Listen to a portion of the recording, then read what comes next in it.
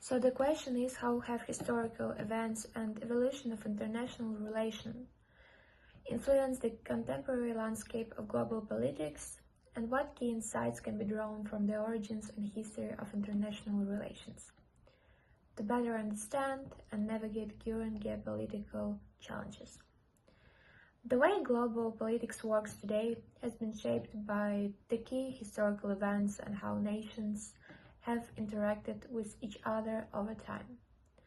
By understanding the past, we can make sense of current issues and better address the challenges we face. One of the most important moments in history for international relations was the Peace of Westphalia in 1648, which ended a series of wars in Europe. It introduced the idea of sovereignty, meaning countries had control over their own affairs without outside interference.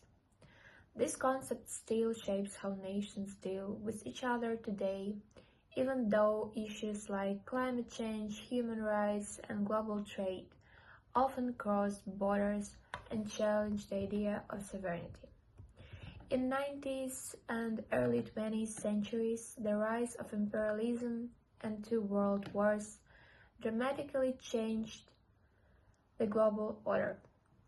First World War showed that relying on the balance of power alone wasn't enough to prevent conflict, leading the creation of the League of Nations, an early attempt at global cooperation. Although the League failed, it paved the way for the United Nations, which still plays a major role in managing international peace and cooperation. After the Second World War, the world was split into the major camps. During the Cold War, the United States and its allies on one side promoted democracy and capitalism, and the Soviet Union, its allies, on the other, promoting communism. This era was marked by intense competition, military build-up, and proxy wars. It also led to the rise of realism, an era in international relations that focuses on how nations act to protect their power and security in a competitive and often dangerous world. Even though ideas like balancing power and deterrent threats are central to how countries approach their foreign politics. At the same time, the 20th century also saw the end of colonialism. Many countries in Africa and Asia gained independence, creating a more diverse and global set of players in international politics. This period brought attention to issues of inequality between richer and poorer nations, which remain major concerns today. Developing countries now push the fair treatment in trade, climate agreements, and global organizations like the United Nations.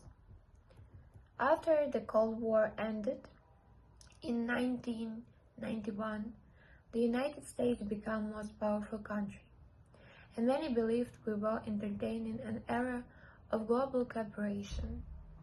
Institutions like NATO and the European Union grew stronger, and the democracy spread to more countries.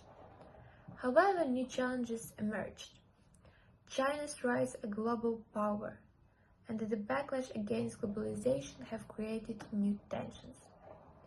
The world is now moving toward a multipolar system, where the multiple major powers compete and cooperate at the same time.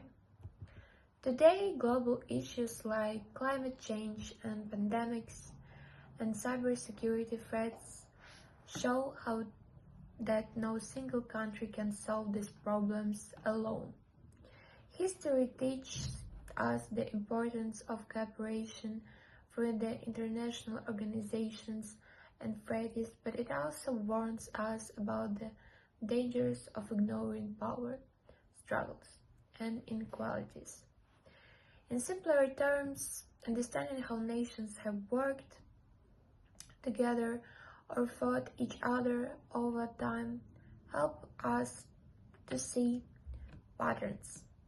It shows that balance, respect, and innovation are key to solving global challenges. While old methods like alliances and diplomacy remain important, we also need new ideas to handle modern problems that affect everyone, no matter where they live.